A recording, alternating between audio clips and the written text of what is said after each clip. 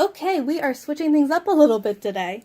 If you've seen any of my other videos, you know that my videos usually have no narration, so I'm stepping a little bit outside of my comfort zone today. This is going to be the first of a new series of videos I'm making primarily for my sewing group.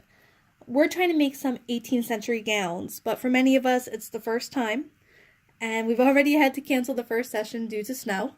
So hopefully this will help everybody keep up. And I'm posting these on YouTube because I'm hoping they'll be able to help anyone else who's thinking about breaking into 18th century costuming. I want to talk a little bit about my patterns today. The most important thing you need to start a historical gown is the right foundation. There are many patterns out there for this, but I chose Simplicity 8579. And I did this for a few reasons. Now, usually I'm not a huge fan of the big name pattern companies, and that's only because I don't use them very often. However, I'm going with a Simplicity pattern because it's readily available. I was able to go and buy this from my local store. I didn't have to go online and track down the pattern I wanted and then wait for it to arrive in the mail. I was able to just hop in my car and go and get it. I also didn't have to order multiple patterns for the various pieces because the shift, the stays, and the pocket hoops all come in one convenient package. Another reason I chose these is because the wonderful ladies at American Duchess designed them to be as accurate as possible.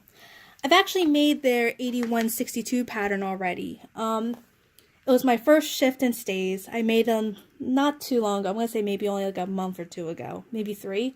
Wow, time flies. But anyway, they were my first attempt at making these, and I was actually pretty happy with how they turned out. I know that this is not an accurate fabric or anything like that, but I was trying to make them very quickly before I trip to Williamsburg.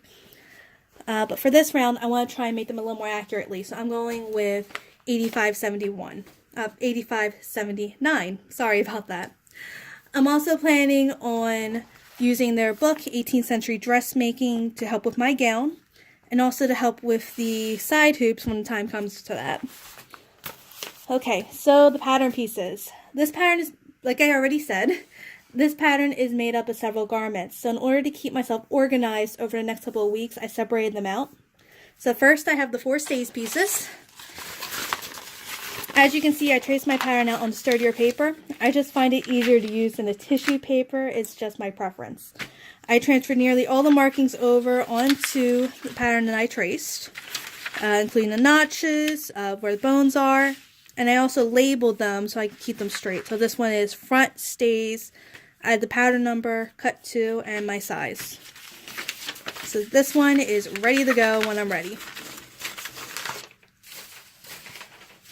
Alright, the second piece I have here is for the side hoops. Luckily that was only one pattern piece. Well, technically it should be 2. But I didn't cut out the waistband guide because I'm planning to just measure out my twill tape when it comes time for that. Finally, we have the 5 shift pieces right here. Now, I'm short. I've already had to shorten this pattern by 5 inches because of my short legs.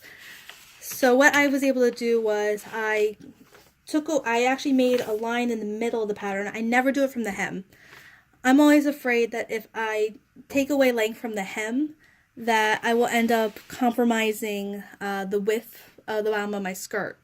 I know this is a shift, but I usually do it with skirts because, like I said, I have short legs. So what you want to do if you ever have to shorten or lengthen your pattern is you want to take it from the middle.